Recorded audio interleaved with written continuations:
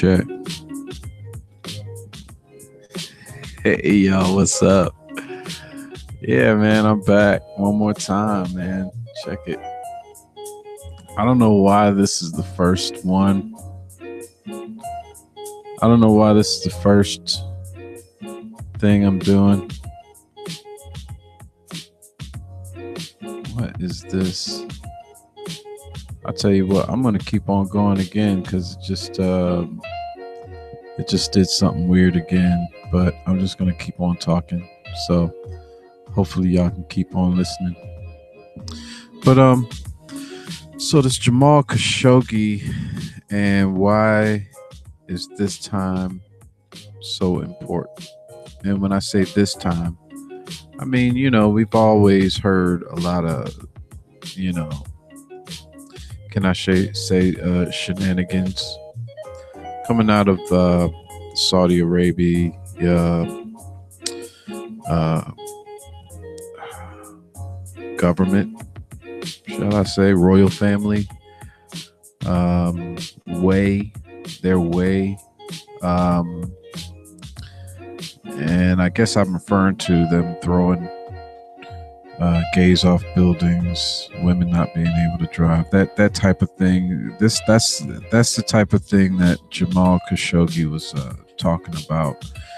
Now he was close from. Now, if you want to go listen to like more in depth, I guess better coverage of who this guy was to the royal family, I would say go listen to Rush Limbaugh on October 11th.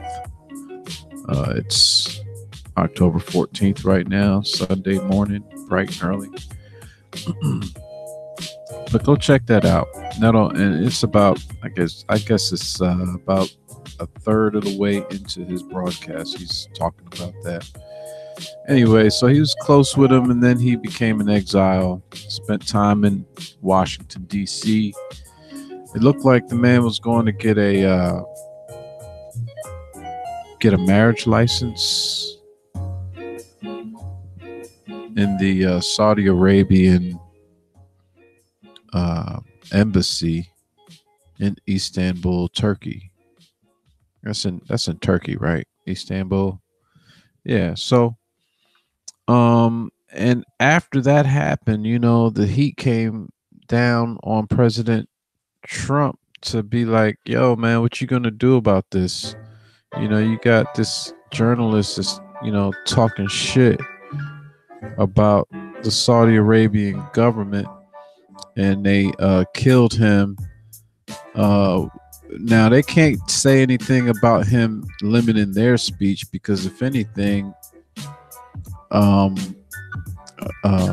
sorry, the media, the left-wing media in this country can't say too much about Donald Trump limiting their speech because they keep on writing anything they want, whether it's true or not, right? And all he's doing is shedding light on that. So what do they have to do? They're gonna try to frame him by saying, "Look, see, you're not for free speech.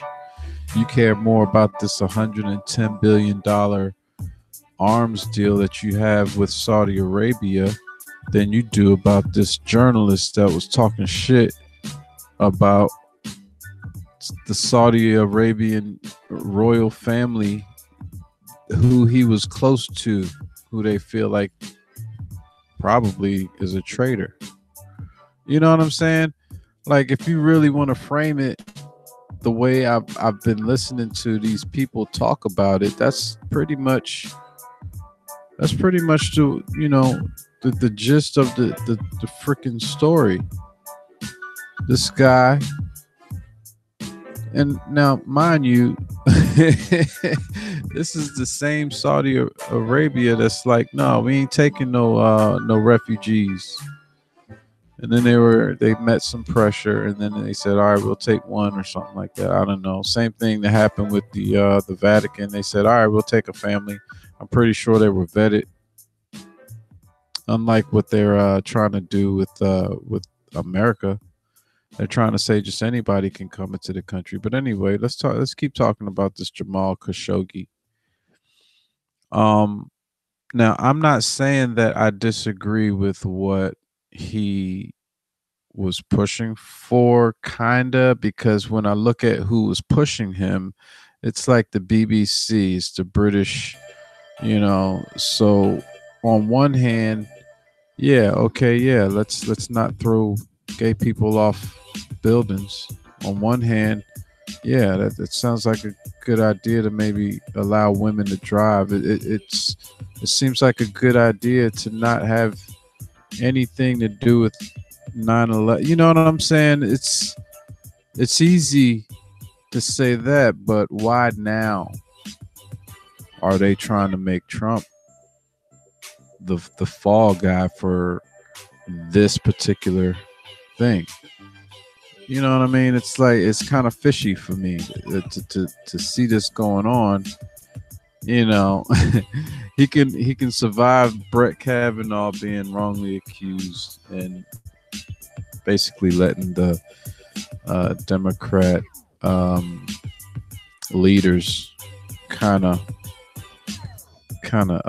hurt themselves, right? He can survive Russia allegations, and now this guy right before right before the election, he's going to be blamed for trying to make a deal with Saudi Arabia because this guy was talking smack about the government. I mean, you know what they do. I mean, it's like going to it's like now I don't know what really happened in Russia, but if I was in Russia, I mean, I might not be, just for my protection is trying to get back home to my, kids. Now these people are brave people, but at the same time they know what they're getting into, right? At any time, somebody could be like, "Look, yo, go have a beer with them, wink wink nod." You know what I'm saying? Slip some shit in his drink and, give him a polonium pill. Or they can just go where they know you're gonna be and just dismember your body in some of these parts of the earth. And that leads me to this, which is, I mean, oh man, see, I can't even go there. I can't even be like, how bad is America? Because just in the medical profession alone, man, we got people dying. We got, oh man, people just getting mowed down by their own people in the streets.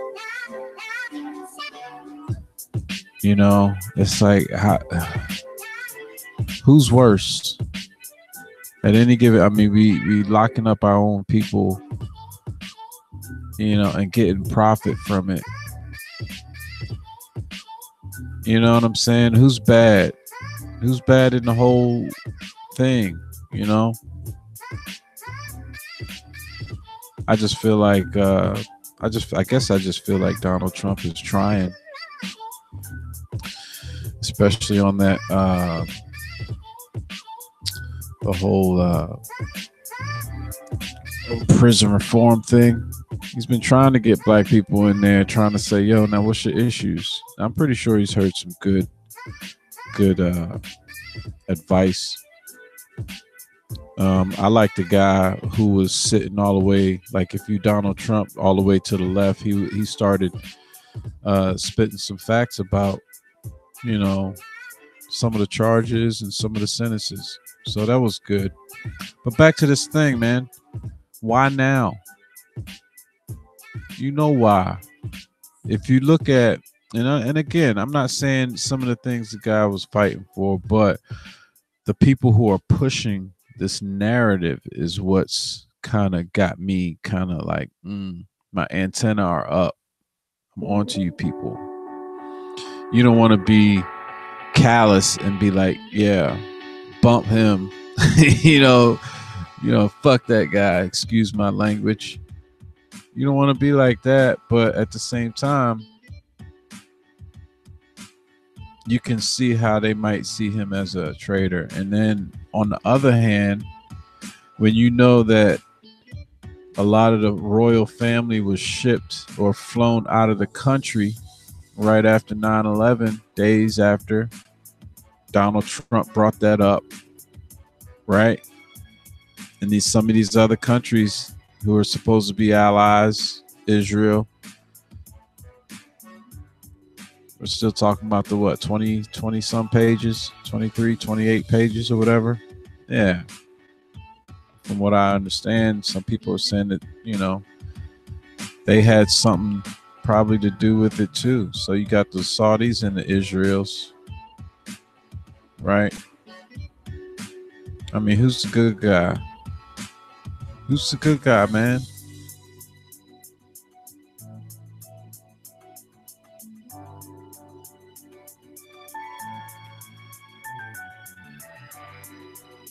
I mean, really. I mean, I'm trying to think. Okay. Now, what if now let's take this angle. What if What if Donald Trump? What if Donald Trump was just waiting for something to come along now this is completely like conspiracy D, right? What if Donald Trump really wanted a reason to go in on the Saudi Arabians for procuring these 9/11 attackers? And somehow this was just his opportunity. I doubt it. I don't think he wants to break out too many things right before the election. But anyway, here's the other thing, man. Gosh, man, there's so many angles to this. Oh, man. This is a complete way out the left field like thought. Now, who was it or who is it that's always seemed to get their name out there on the right? Republicans, right? Who are they? Number one, you might think Jeff Flake, right? He kind of held out for a minute, but because he didn't go against Brett Kavanaugh, I'm thinking that he's probably going to try to run against Donald Trump because he doesn't want that stain. He doesn't want to be that reason why he didn't get in there. But who else? I'm thinking Lindsey Graham. Why? Because Lindsey Graham is a war hawk. Everybody knows that. He's another McCain, right? He just came up big in the Brett Kavanaugh thing, just like laying it out there. Now that's probably something that he believed in. Yeah, okay, but at the same time, man, Lindsey is kind of smooth. I've gained an appreciation for him. But at the same time, I'm not 100%, although I feel like he did a good thing in shedding light on, okay.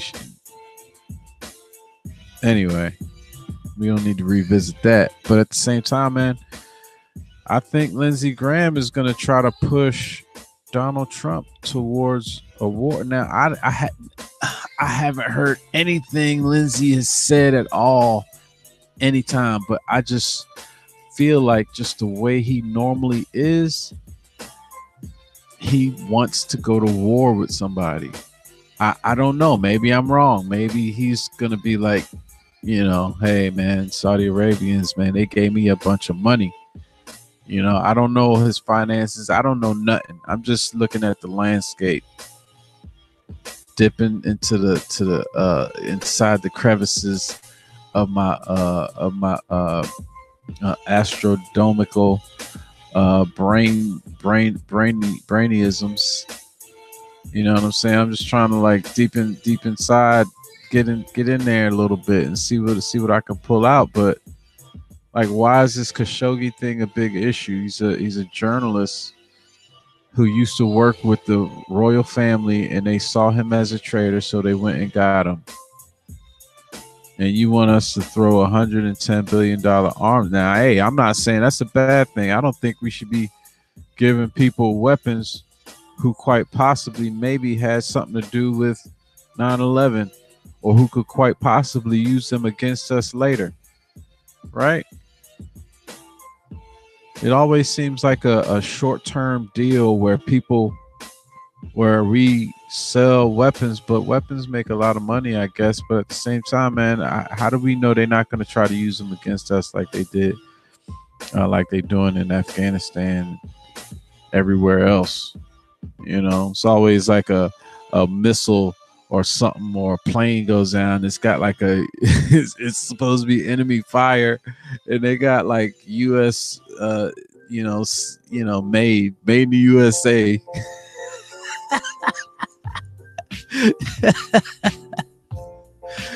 They finding caches of weapons with our name on it.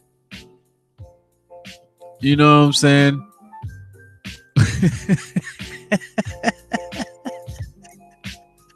I'm sorry, it ain't funny, but goodness, what are you gonna do?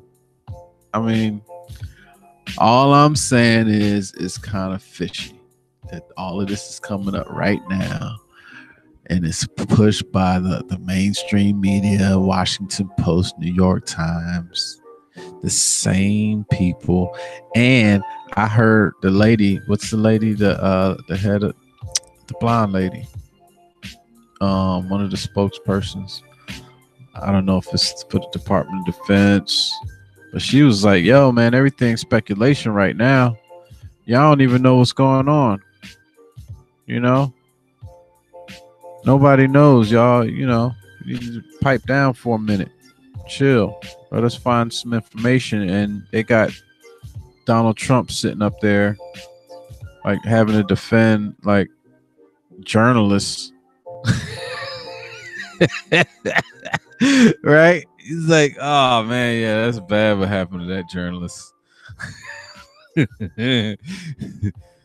Man, I'm glad that doesn't happen here. That's it's like everything, they always trying to trap him into something. All they want is a soundbite, him saying, you know what, why couldn't they take Jim Acosta? Fuck Jim.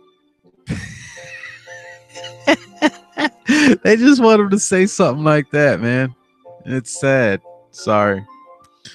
Excuse my language. I apologize. But hey, man, it's just what it is. Anyway, that's my take on that. Thanks for tuning in. So, yeah, I don't know, just a few morsels to think on, I guess. Anyway, therefore, on the other hand, nevertheless, word, peace.